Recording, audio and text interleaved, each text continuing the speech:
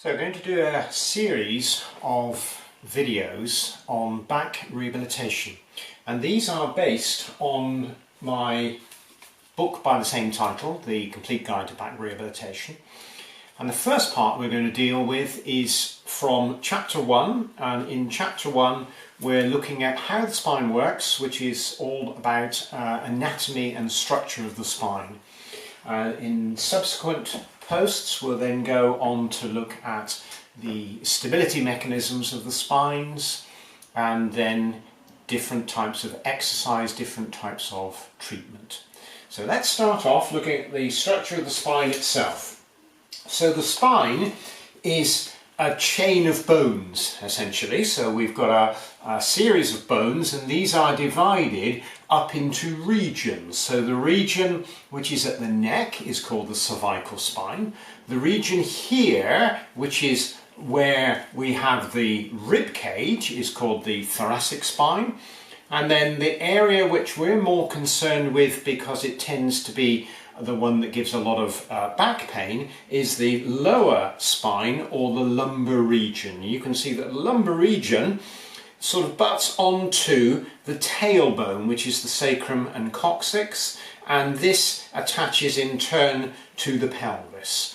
So when we're talking about the lumbar spine, we're particularly concerned with movements of the pelvis. When we're talking about the thoracic spine, we're more concerned with movements of the rib cage, and when we talk about the cervical spine, we're particularly concerned with movements of the head. So we're going to focus on this series of videos on movements of the lower spine, or the lumbar spine, and the pelvis itself. So if we look a little bit more closely, we can start to see that the individual bones join onto each other, and each bone has a series of joints. So essentially we have one vertebra here, one vertebra here, and between those two we have a spongy cushion, and that's called the spinal disc. And the disc is a little bit like a toothpaste tube, in that it has a hard outer casing, and then on the inside it has a gel.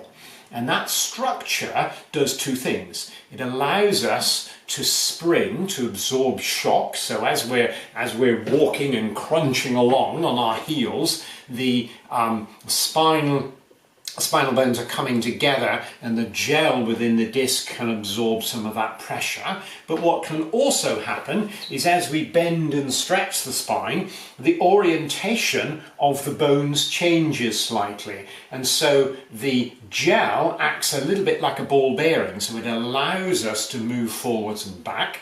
But very much like a toothpaste tube, when you squeeze one end, the pressure changes, and so the gel will push forwards or push backwards. So we've got this spinal disc, and the spinal disc enables us to move, is subjected to pressures, and sometimes those pressures can be important in terms of injury, and we'll look at that a little bit later. But where we've got our spinal disc at the front of the spine, between the two vertebral bones, at the back here we have two small joints, and these joints are synovial joints. So a synovial joint is like your elbow or your knee or your hip. Essentially, it's two bones which come together. Those bones are contained within a bag called the joint capsule, and within that joint capsule we have fluid called synovial fluid, and that joint enables us to move as well, but it moves in a slightly different way to the disc. So it will have pressure changes, but very much like your knee or your elbow, the shape of the bones will dictate the available movement that we have. So these joints at the back are called the facet joints. So facet meaning face, and the shape or the orientation of the face of the bone dictates the movement. So within the lumbar spine, the joints are orientated this way, so we actually have very little twisting movements, very little rotation movement, but in the thoracic spine they're orientated this way, so we have looser rotation movements, but more limited movements going forwards and back.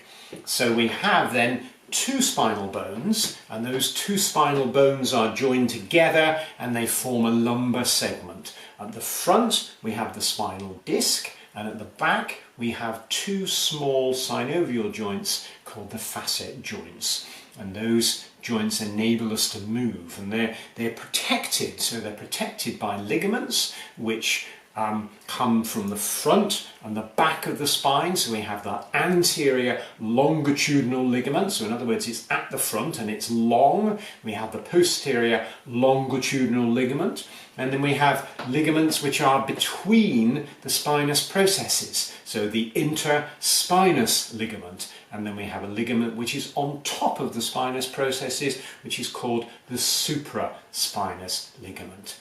And then the bag that surrounds those joints at the back, the joint capsule, is also strengthened, and its outside is formed into a ligament called the ligamentum flavum. So these ligaments hold the spine together, and they secure the spine and act a little bit like very stiff elastic bands. So as you're bending, as you're stretching, the ligaments will be stretched as well. Now, obviously, with any ligaments, such as your ankle ligament, we talk about spraining the ankle ligament, or spraining your knee ligament if you're skiing, for example. Well, we can do the same with the spine. So if you sprain a ligament in the spine, it will become slightly swollen and slightly painful. So we've got our joints in the centre, our disc and our facet joints, strengthened by ligaments. And then on top of all of that, we have muscles. And the muscles are particularly important, and the way that these muscles work is particularly important, and that'll be the subject of our next video. So we're looking at this video at the structure, and then we start to move on to the function. So next video we'll look at the muscles. Great. So if you've enjoyed this video, please give us a like on YouTube, and if you press that subscribe button, you'll find out when I release further videos. All right, thanks very much for watching.